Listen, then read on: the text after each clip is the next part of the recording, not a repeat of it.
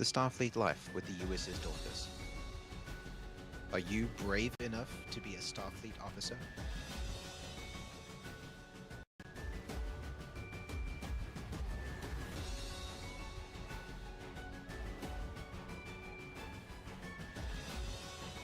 Do you have what it takes?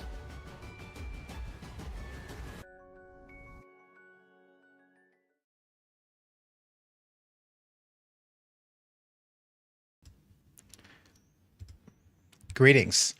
I am Admiral Swart, Commanding Officer of the USS Dauntless, and this is the briefing with the Admiral for Stardate -250492.1. I am the Admiral in question, and today we're going to be talking about our new personnel files. But before we get into what that means and what it looks like, I'd like to just do a little bit of housekeeping, which is to say that we do these sessions every Tuesday, typically, at around 12:30 p.m. We are streaming live both to the Dauntless Discord on the screening room channel as well as to YouTube.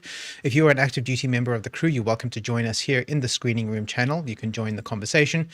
If you are not, or if you're only able to watch it later, you're welcome to check it out on YouTube. It will be uploaded to Facebook a little bit later as well. If you have a question for me in the moment, please drop it in the chat and make sure that you @tag me so that I can see it. There's a lot of lively conversation that happens in the chat during the course of these sessions, which is great. But when I'm looking back for the questions at the end, it can be quite overwhelming to have to sift through everything, and not everything is necessarily addressed to me. So if you want me to see something, make sure that you @tag me for it so that when we get to the end, I can go back and find it. Additionally, if you have any questions or comments after the fact, you're welcome to drop them in a comment thread anywhere this is posted, or you can contact me directly, whatever works for you. I'll do my best to address your question there and then, or if necessary, include it in a follow-up video. So who are we and who am I?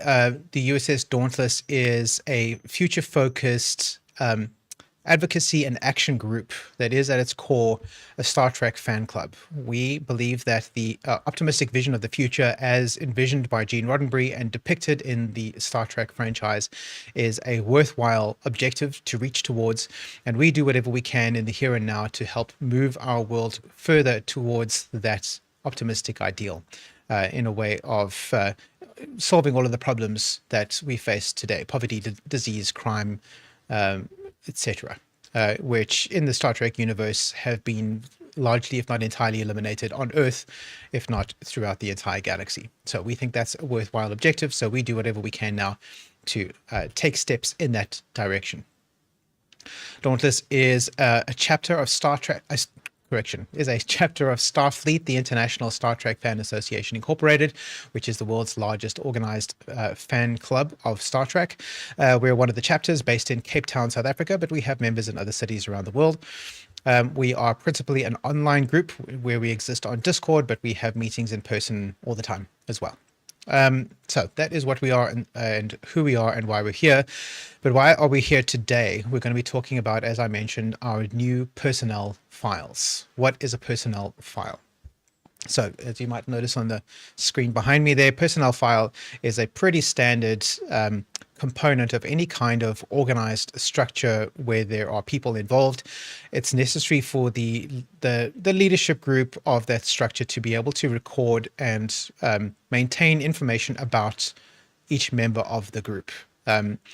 Here we have a lot of information that needs to be recorded and maintained. And we've been doing better and better at doing that. And what today's announcement is about is the next iteration in improving the way that we handle and manage that information.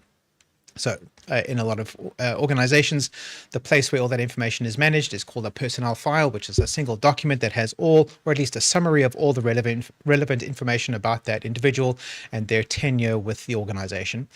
And up until now, we haven't really had that.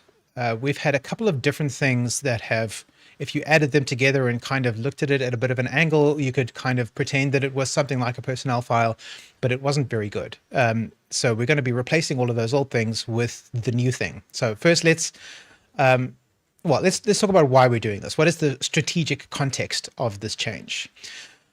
So it advances our goals of accuracy, so making sure that we're keeping accurate records of everything that is important, which and there are a lot of important things to keep records of. We are a very active group. We're doing a lot of stuff, and a lot of the stuff that we do needs to be recorded for a variety of reasons. Typically for recognition purposes, because actively engaging with our events and various other things that we do here on board. Actively engaging with those things can count towards advancement opportunities in the future, whether that's rank promotions or consideration for duty station eligibility or even awards. The stuff that you do every day adds up and counts. So it's necessary for us to record the stuff that you're doing on a daily, weekly, monthly basis so that we can see whether or not you are in fact eligible for that advancement opportunity when the time comes.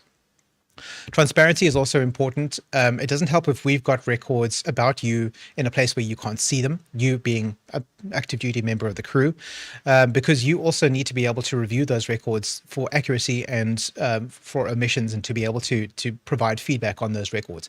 And historically, that has been the case. A lot of the records that we've kept about crew members have all been in secret tools. You'll see some of them now.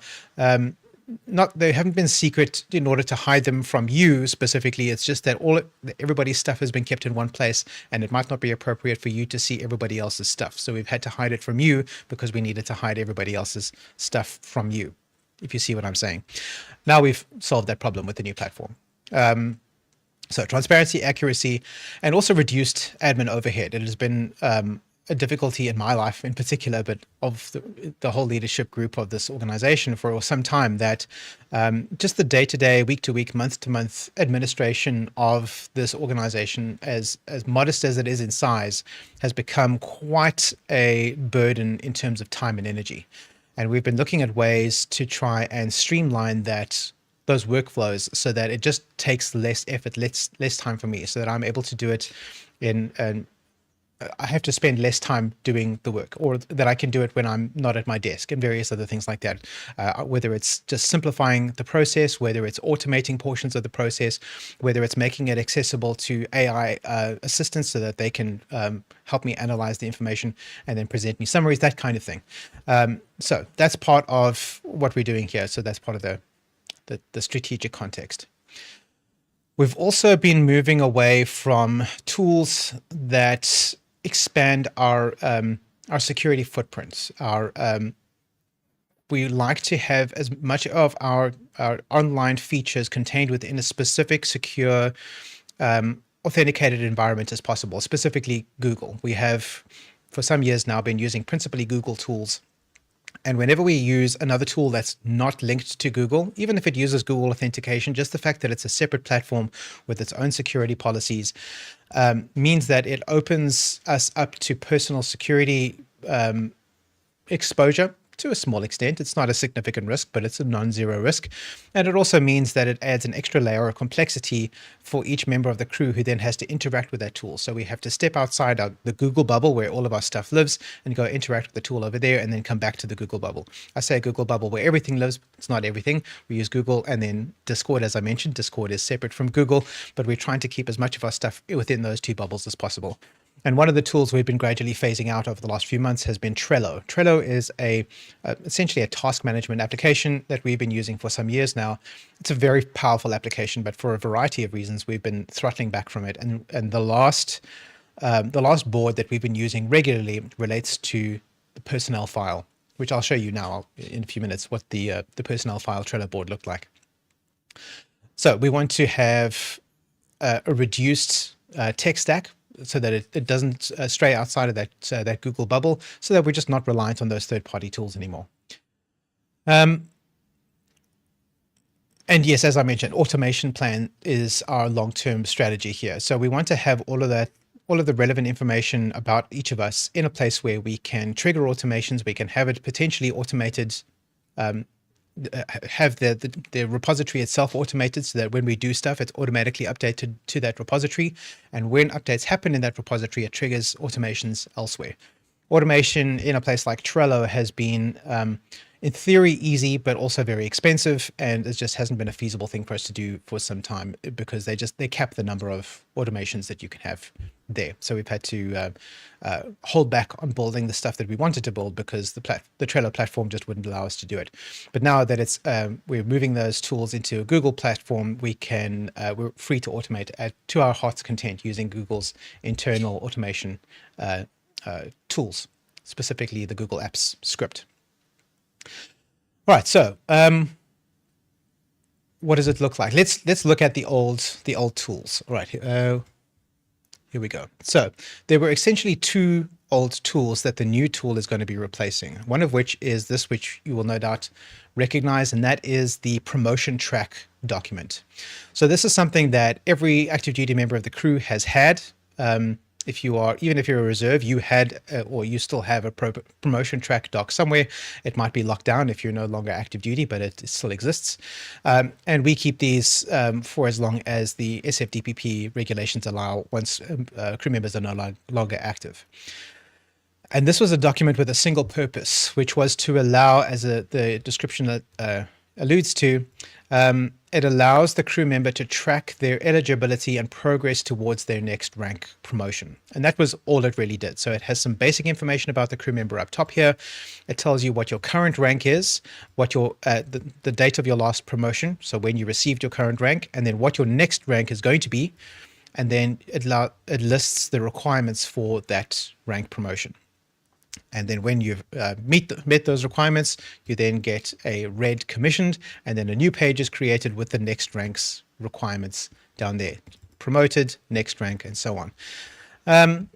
This is a relatively elegant solution, except for a couple of factors. Firstly, it starts to get a little bit cumbersome. We've got a lot of information here that kind of doesn't matter. Oh, we're not even seeing the full story. Let's go into editing mode so you can see everything else that's happening here. Okay, so first of all, it's worth pointing out that John Doe is not an actual member of the crew. I have duplicated a live version of somebody's promotion track document for demonstration purposes, but I have anonymized it so that we're not outing anybody here. And the promotion tracker is a mess, right? So here, let's scroll down to one of the more complicated ranks. So here we are where John Doe received a promotion to the rank of Lieutenant Junior Grade on this date, and his next rank promotion was Lieutenant 03. Now, the mandatory requirements, when they were met off, were just scratched out like that with a strike through. That's simple enough to keep track of. But then when we start working towards the elective requirements, where you have multiple iterations required in order to meet the requirements. For example, the attendance requirement. So the member has attended at least 6 Dauntless events since his or her last promotion. This criteria counts double if the event was attended while wearing a certified accurate uniform certification, correct and accurate uniform certification, uniform. So now how do we track that? Well, the way we've been doing that historically is in comments linked to this requirement. So you can see here's this list of comments here where we list all of the missions that person attended, and we count them in that column there. And then when the person has met the requirement, we scratch it out, put a line through, and then we just count the number of scratched out thingies to get to the number there. It's a little inelegant, but these comments then have to live here forever. They're just part of the history of the document. And when he was promoted to lieutenant, we started all over again. Then we had to go through the attendance there. Oh, we also have the,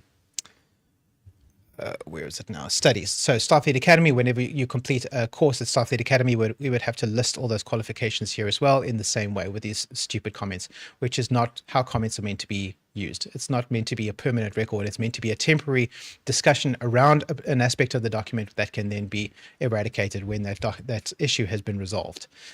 But that was just how we decided early on to use it, and it was never appropriate. It was always messy. It kind of never made a lot of sense.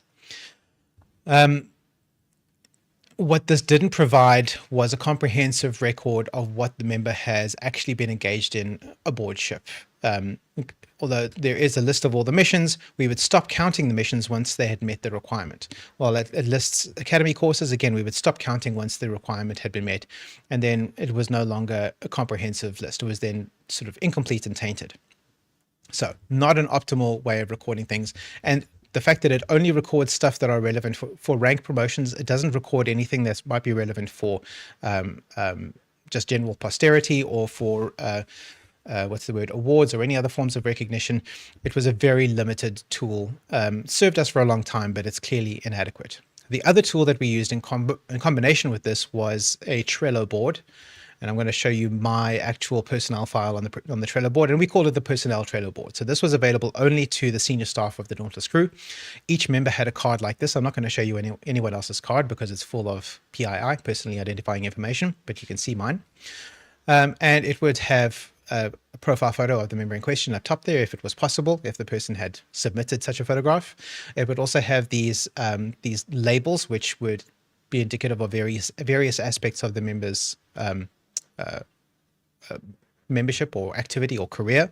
There was a text description there that in most cases would contain all of the information that they had submitted in their application form. I never submitted an application form, so mine is empty, but you can imagine what kind of stuff would be included there. Things like email address, where do you live, that kind of thing. And then some of that information would then be encoded into these custom fields. So what away team are you a member of? There's a free text field here for your position. There's also a secondary position option there. Your grade would be selected here. Your grade is your rank. Your security clearance code, Discord tag, when the last contact was made. That was a field that never really worked well, so we actually stopped using it. We just left it there. The last Starfleet International membership expiry date, and your security, it's your privacy preferences in terms of the SFDPP or external visibility, internal visibility, photo permission, and birthday. And then attachments. So one of the attachments to this would be the promotion track document, and then various other things here. You see this link to a crew profile. That was an earlier attempt at building a personnel file page linked to the website, which we abandoned that attempt. It clearly wasn't the right answer for that. We could also then add a checklist here that could check off all of the certified uniforms that we wanted. One thing that was nice was that, at least in theory, there is this list here of activity. It's an activity log that Trello would record every change that you made to this thing. So kind of like a version control history of the document. And in this detailed log, it would in theory record every change that had been made to the file over time. So if somebody had received a rank promotion, it would be listed here. If someone had moved from one away team to another, that kind of thing, it would all be listed here. Except that some time ago, we're not even sure when it happened exactly because it wasn't announced, Trello changed the way that they recorded this information, the changes to the custom fields specifically.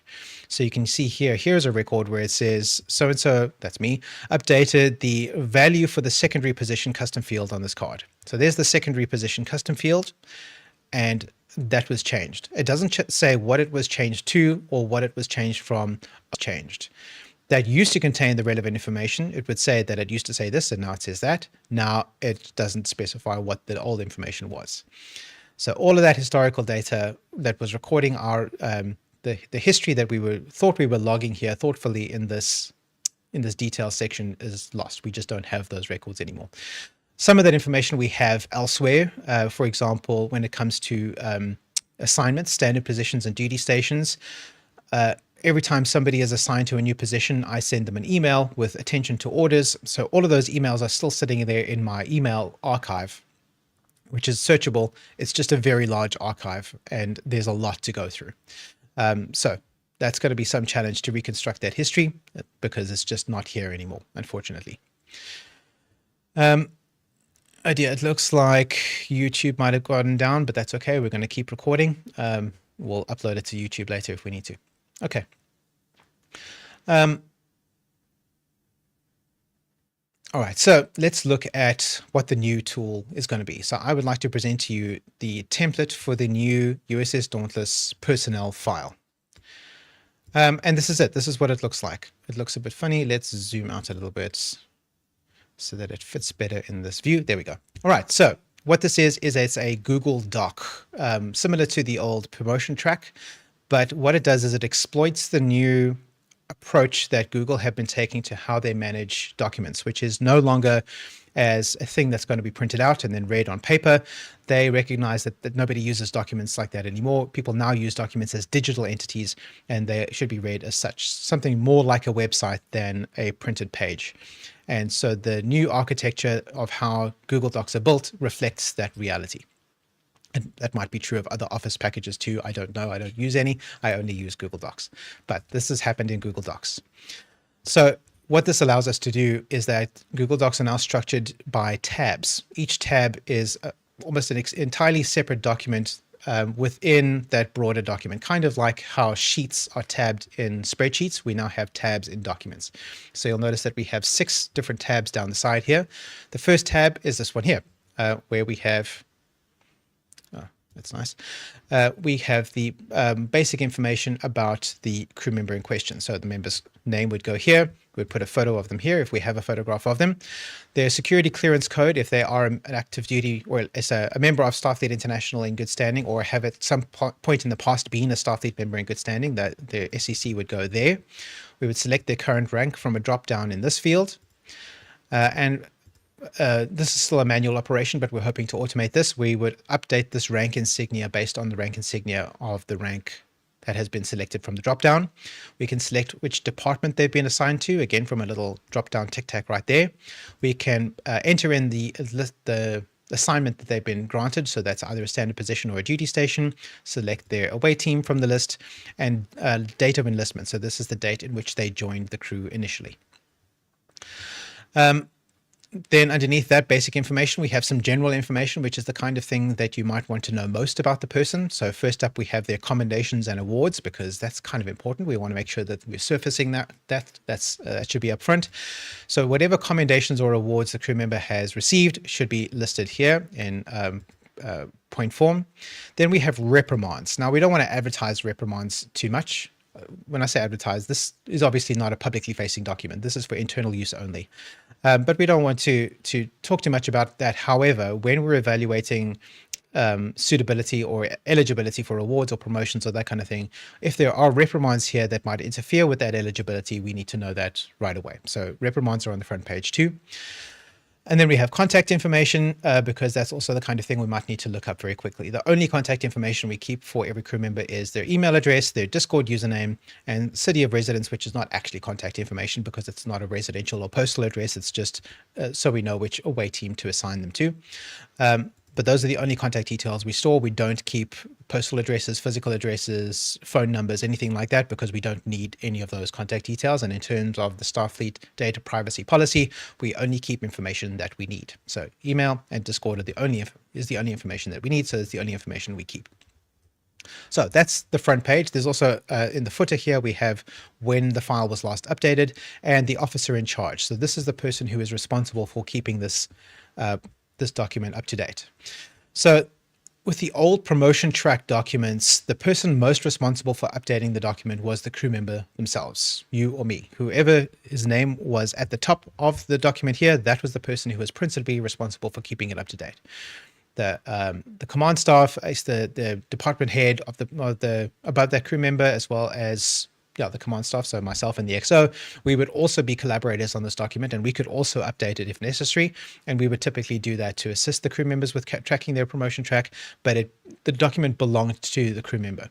With the new personnel file, that is no longer the case. Now the document belongs to the Dauntless, and the crew member is a viewer, or should I say a commenter on that document. So if this is your file, you are free to review it as you wish, as you see fit, and you can insert comments to suggest changes or updates, or point out that there are flaws or anything like that in the content of the document.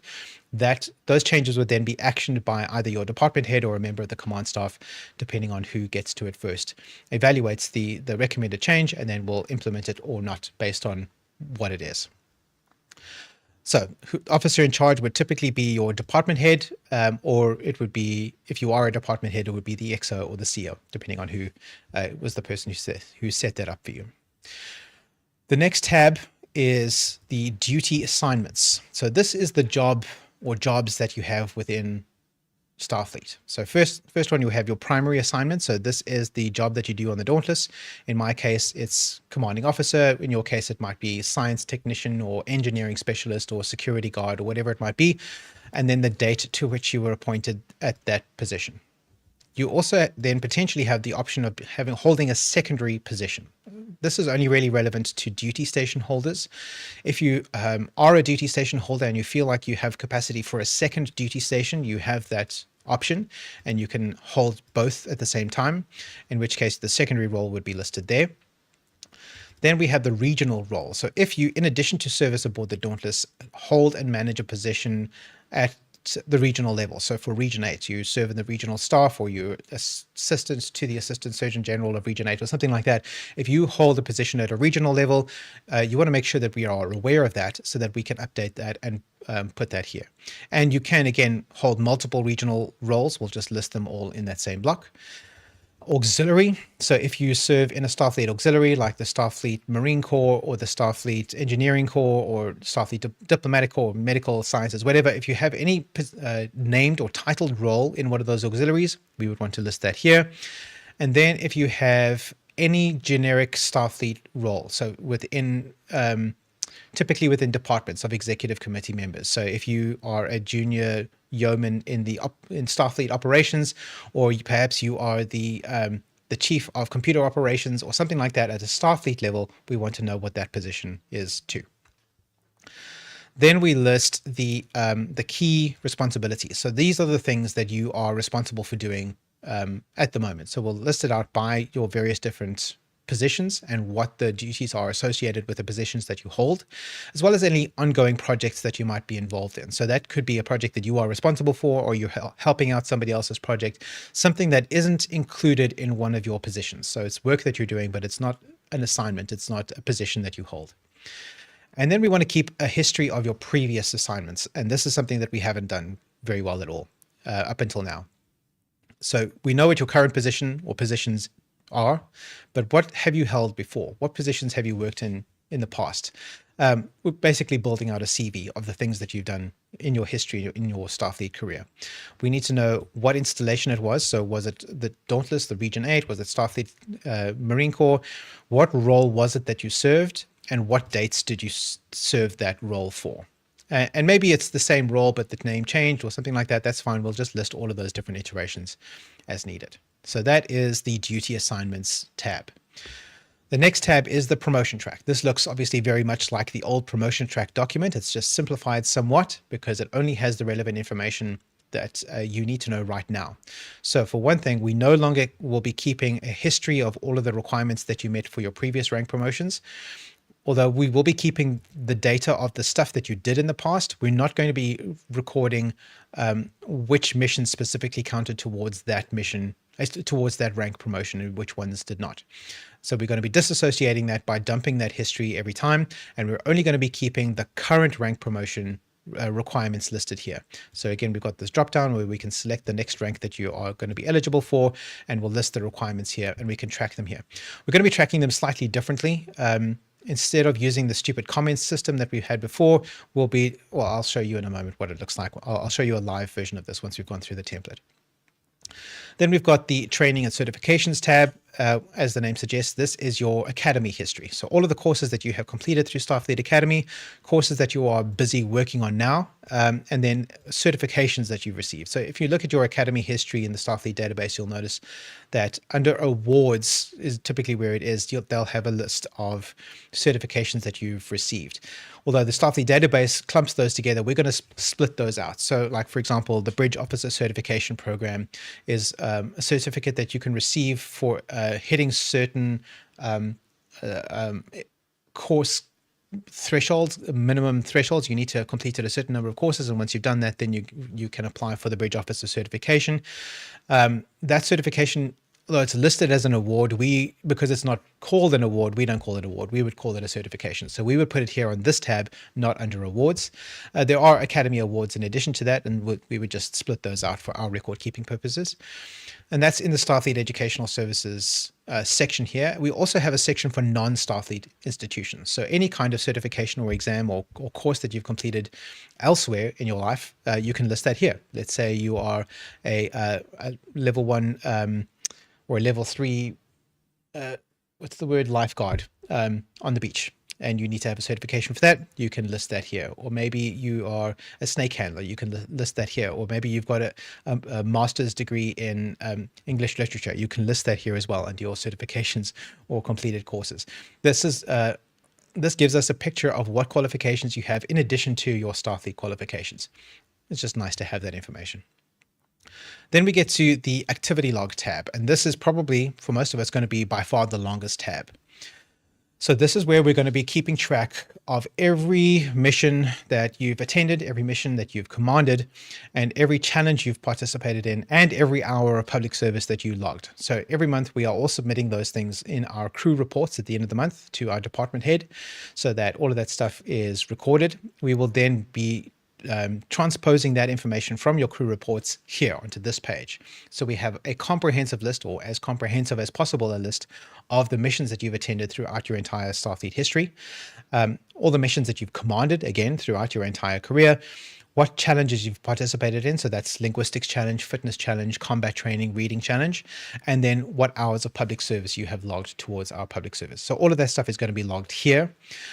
Because this list is probably going to get pretty long, we'll probably need to break it up chronologically. So we might put sub bullet points here for year and month just to make it easier to read. But it's probably going to be a very long list, which is fantastic. And then the final tab, which is just kind of all the bits and pieces that didn't really fit in anywhere else. So we've got our certified uniforms. So there are 3 different uniform classes, essentially 5 different uniforms that you can have certified.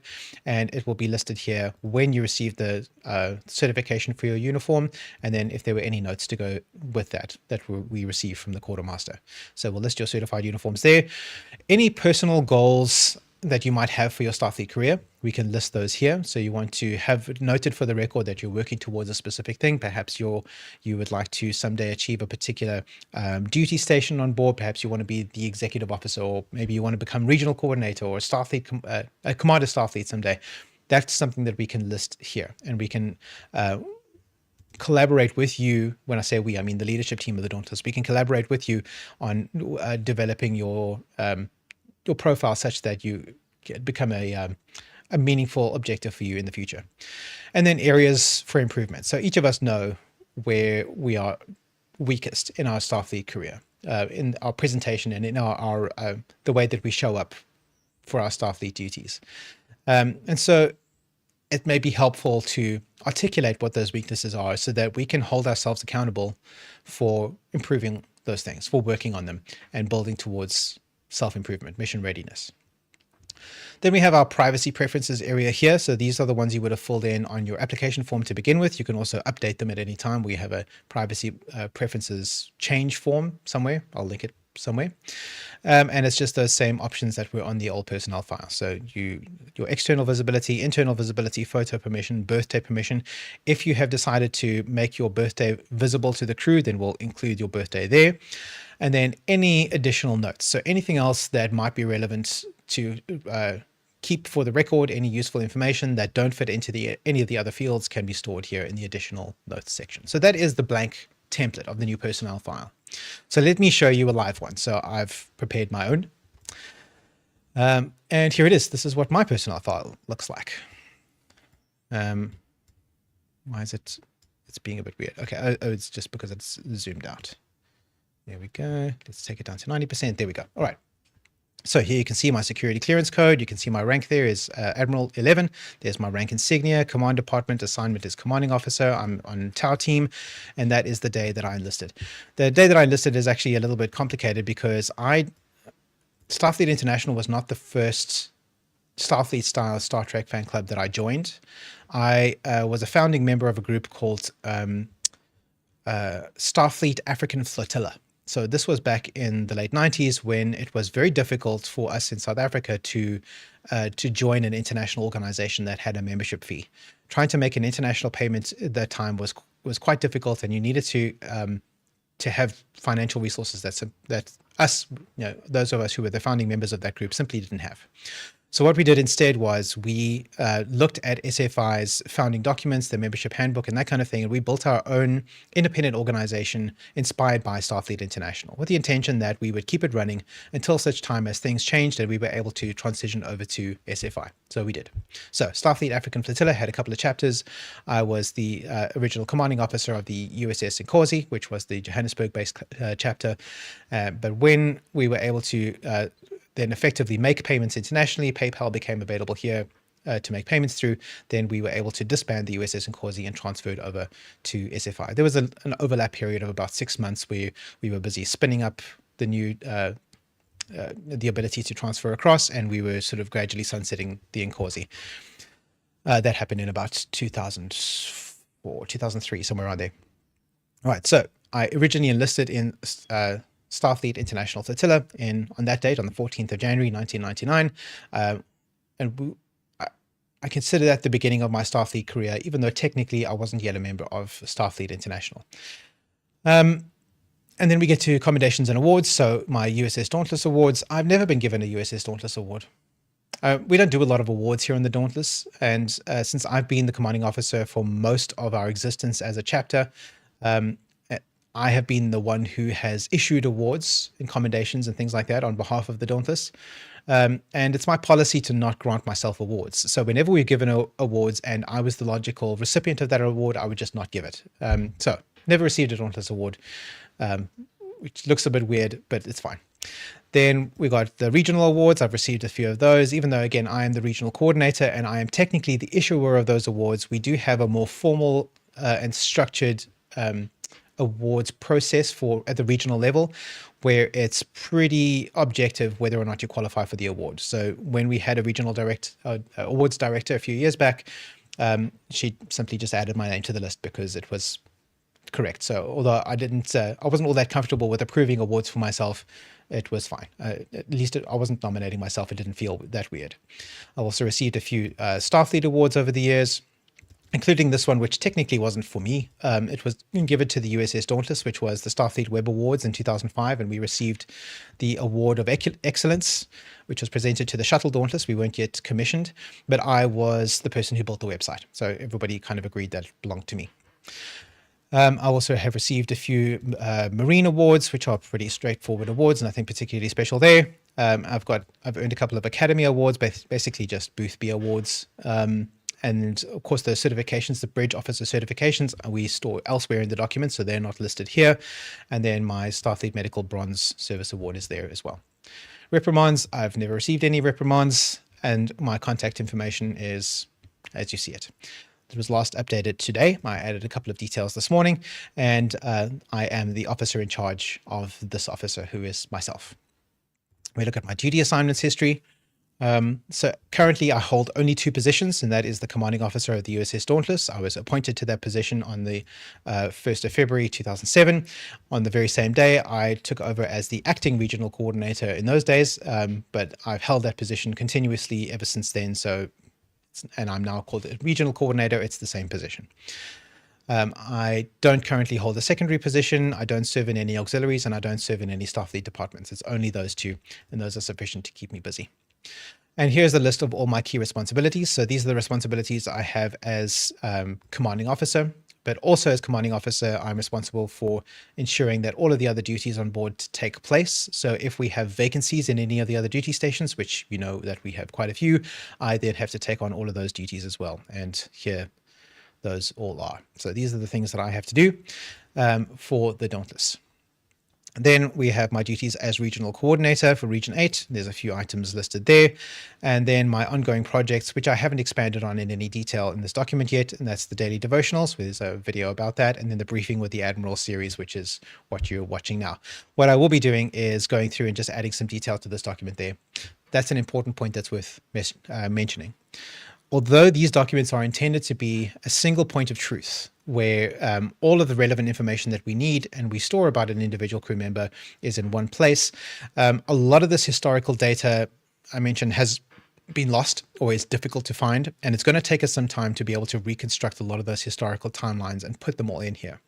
So until that has happened, there's going to be a lot of gaps and a lot of blanks, and some of those gaps and blanks may never be filled because the information has just been lost. We're going to have to make our peace with that, but at least what we end up with here should be the best possible version of the information that we have about a crew member. So that's what we're going to work towards. But at least for the first little while, there's just so much information that we're talking about here. It's going to take a while to find all that information and put it in. So we're just going to have to make our peace with the fact that there are going to be some gaps. And here are some gaps here.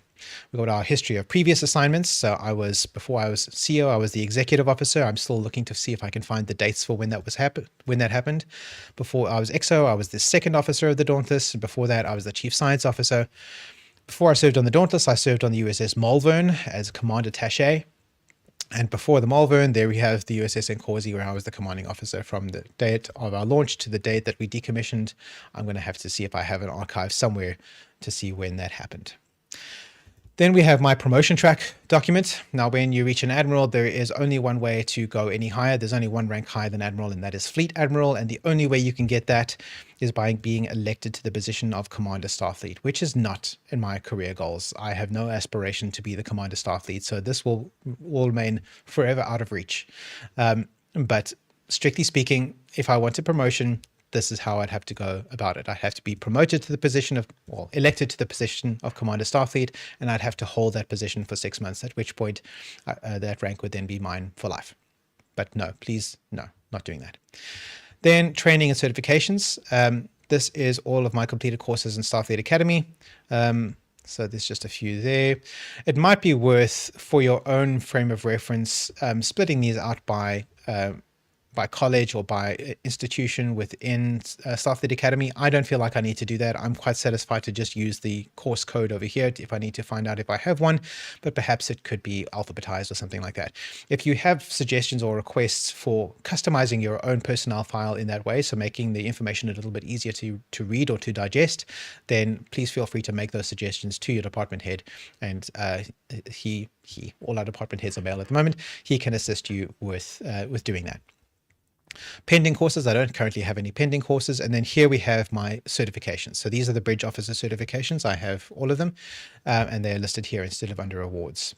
And then non-Starfleet institutions. I've already completed my level 1 first aid and my outdoor firefighting and structural protection. I'm just waiting for my certificates to arrive, and then they'll be copied and pasted from there into completed courses, and then we can see what else there is. I haven't listed any other certifications here because I think all of my other certifications have expired. I've accumulated various certifications over the years, but I don't think any of them are still current. I'd have to look into that. Another gap that needs filling. Activity log. All right, so this is just the stuff that I've done over the last couple of months since we moved over to the new mission log format, and it was relatively easy and straightforward for me to extract this data. Going back further beyond February this year, we would have to use the Trello archive. So we're going to be extracting the full archive of our history from Trello, and we'll need to convert it into a format that can be easily interrogated and have lists pulled from it like this.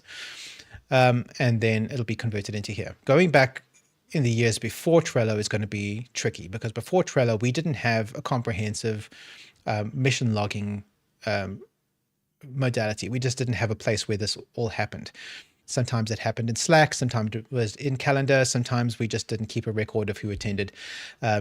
So we're going to have to do some archaeology to look back and see what we can figure out about previous missions predating our use of Trello. That information might just, for the most part, not be available. But I'll do my best to try and fill in those gaps as well. Again, the challenges that I participated in just for the last few months, and then the public service hours that I've logged for the last few months. And I'm going to do my best to go back and refill all of those as much as I can. And then in the miscellaneous section, I've currently got 4 certified uniforms. I don't have a PTU that is certified at the moment, but there's my other 4, my personal goals and development. And one of the things that I wanted to try maybe this year is to volunteer for service in a Starfleet department. It's election season coming up soon, so the new incumbent Commander Starfleet is going to be looking to fill out his staff. So now is a good time to get stuck in and see what it looks like on the EC side of things. And I'm considering maybe sticking my hand up for one of those things. I also would like to get my ASI level 3 snake handler certification. So that's listed here. I'm not sure if that's going to happen this year, but it would be nice. And then here we have my privacy preferences. It's green down the board, and additional notes. I don't have any notes about myself. Right. So that is what a completed mission file looks like. Personnel file. All right. We're done with this. Let's go back to this. Okay, cool. All right. So that is what the new documents look like. So here's some stuff that we need to, like, why is it important? Why is it different? Why is it better?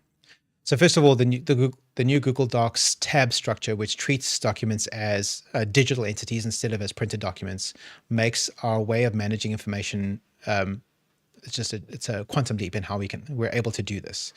We're no longer confined by the page-based structure of the old promotion tracks. We can expand into new and interesting territory. The inline drop-downs and things like that it's inherited from Google Sheets makes capturing information much simpler, especially if we can trigger automations of those things, which I don't think we currently can, but I have no doubt that will be coming in the near future. We will be able to start using comments in the document for how they were originally intended to be used, which is as ephemeral communication messages about questioning issues within the original document. Once the issue has been resolved, the comment can be eradicated. So we no longer have to have a spaghetti mess of comments cluttering up the document. It can be nice and clean. We will also have then a unified revision history. So instead of having one history in one document, in the promotion track document, and then a different history in the Trello file, which we now know has not had good integrity because a lot of that information has been lost, we will have one version history. Google takes the versioning history in Google Docs very seriously. You can roll back to any previous version of a document and just retain anything that might have been lost. You can copy and paste it back into the new version of the document if you accidentally deleted a page 3 days ago and now you've written over it or some stupid thing like that. Google takes that stuff very seriously. So we can probably reliably trust that versioning history indefinitely. So we'll always be able to go back and see what an earlier version of a document looked like. And it also provides an overview of all the members' details. So this is all the information that we have about a crew member is all in this document. So although we have a centralized spreadsheet called the crew manifest, where we keep all of that information in one place, and we have a sort of a sanitized version of that called the crew list, which every active duty member of the crew can see, which excludes a lot of the personal identifying information. So that information is now duplicated in two places. We've got it in the crew manifest and we've got it individually on the personnel files, but that means that it's now secure. It is now locked away in a good place. And we're hoping to build automations so that when you update it in one place, it then updates it in the other and back again and so on. Another important change worth remembering is that previously the member was the owner of the document. And was principally responsible for updating it. That is no longer the case. The crew member that the document is about is now a commenter on the document and can make suggestions for changes, but cannot actually make changes in the document. So when is this going to happen? Let's talk about implementation timeline. So we're announcing this now today. So the implementation is actually already begun. A couple of the crew members have already received their new personnel files. The senior staff will be working to roll it out to everybody else by the end of the month. So by the time we get to our new next crew evaluation cycle, everybody should have moved across from the old promotion track to the new personnel file format. What we cannot guarantee is that we will have all the relevant information in each personnel file by then. With the old personnel files, is that the old promotion track documents won't be deleted. They'll just be locked and archived so we can go back and use them for reference later. But all of that information will be translated then into the new format along with any other information we can find.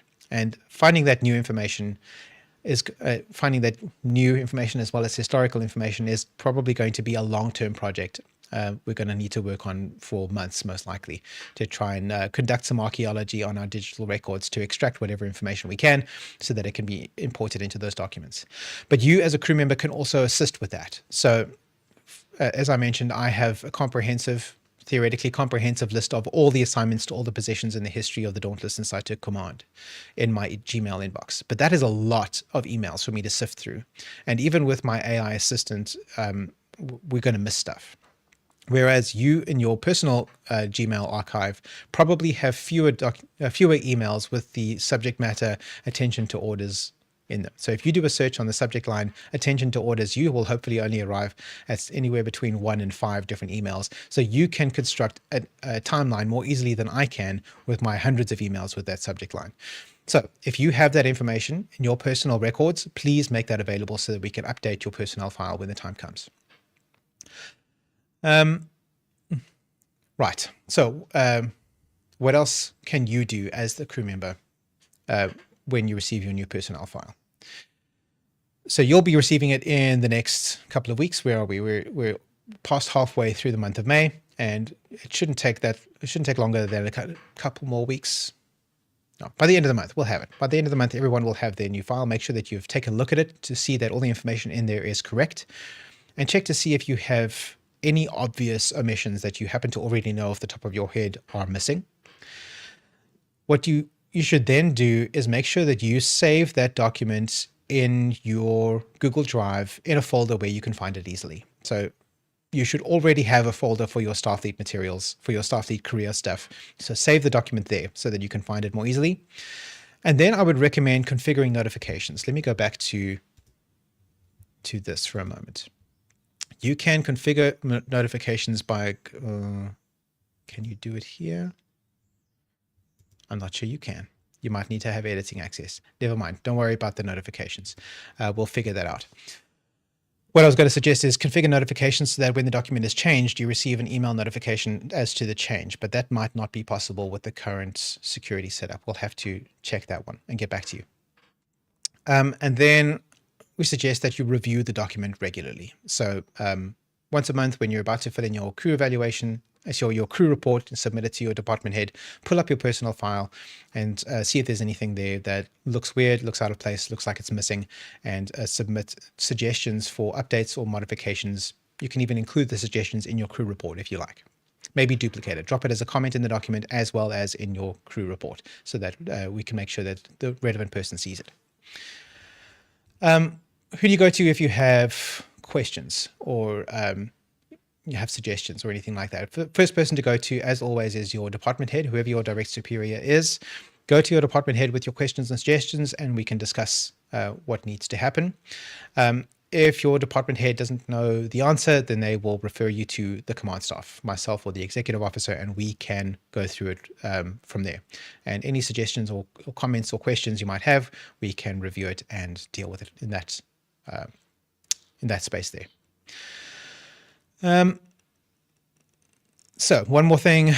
Well, I've already said this a few times, but I want to emphasize that when we're talking about historical information dating back 2024 and back, we are going to be making a best effort type situation here to make that information as comprehensive as possible, but we can make no guarantees that it will be exhaustive.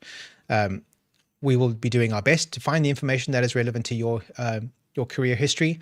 We hope that you'll be able to collaborate with us and fill in any gaps that we might not be able to find, but we'll do our best. This will be the official source of truth for each crew member's history going forward, so we want to make sure it's as comprehensive as possible, but that may not be completely comprehensive simply because records are lost sometimes. All right, it's time for questions. Let's see. Scroll back to the beginning. Okay, good. All right. First question, because it says YouTube is still working. Yes, it looks like it's fine now. I was getting some warning lights a few minutes ago, but now it looks like it's okay. We've been having a few concurrent viewers. Excellent. Next question. Colonel Libre, can we as a crew just all give you an award? I only accept awards in the form of donuts and or coffee. So next mission, we can look into that. But thank you. Commander Shamali says, I love how the Dauntless is basically just Admiral Swart fan club as well. Oh dear. All right, next question. All right, okay, so that's fine. That's good. I had my AI assistant, well, it anticipated a few questions, and the questions that it proposed was as follows. May I keep my own tracker? So do you want to keep your own record of your own activity history on your own? Yeah, there's no reason you can't do that. The Dauntless needs to keep a record of these things that the Dauntless owns because it's the Dauntless's information and you are a collaborator in that process. But it really wouldn't hurt anybody for you to keep your own records separate from that, if for no other reason that you can use your personal record to compare against the Dauntless's record to see that both are accurate and up to date. So if that is a tool that you could use to help us keep your personnel file correct and accurate, then fantastic. Second question, will all the missions be loaded? Yes, we will go back to through the activity history and load as many missions as we can. As I said, we'll go through that Trello history, see what we can pull from there. Pre-Trello is going to be challenging. We will find whatever records we can. There will be some logged here and some logged there. Our old Google Sites page has an archive somewhere. We might be able to extract some of that information. Google Calendar itself might still have some historical information about who the attendees were back when we were using Google Plus as our event organization tool, which was fully integrated with Google Calendar at the time. So that may still be recorded somewhere. I'm going to be relying heavily on my various AI assistants to try and poll that data for useful information. But again, we may not find a comprehensive list. It just may not exist anymore, especially if you've been with us for a long time. Next question is, how is privacy handled? So this is handled at the Google level through the Google's authentication. You sign up with your Google account and that is linked to your account. In terms of who has access to your document, that is limited only to the people who need to have that. So that is you have commenting access to the document. Your department head has editing access. Your deputy department head, if you have one, may be granted editing or commenting access as needed, but is not given that access by default, only if it's required. And then the command staff, not the whole command staff, only the executive officer and the commanding officer will have access, and that is it. Nobody else will be allowed to see that document. It's actually going to be stored in a folder that we keep for each member of the crew, where every time we are issued a certificate or anything like that, that is all stored locally on a Google Drive, not locally, in the cloud, in a Google Drive that has very lockdown access because it contains personally identifying information, as does this document. So we're not going to be spreading that around. It's as private as it needs to be, and only the people that need to see it will. If you want to share it with other people, that is of course up to you, because the information in the document is about you. So if you'd like to make a copy and spread it around, post it on your personal website, your social media, that's fine. That's your choice, but we won't be doing that. That's not for us to do. Next question, what if I spot an error later? That is very likely to happen because even though we're extracting information and just copying and pasting it from our archives, there are bound to be errors that will creep in. Perhaps we will list you as having attended a mission that you didn't attend, or perhaps the other way around, we'll list you as having participated in the fitness challenge 3 months before the fitness challenge even began, that kind of thing. There will be errors.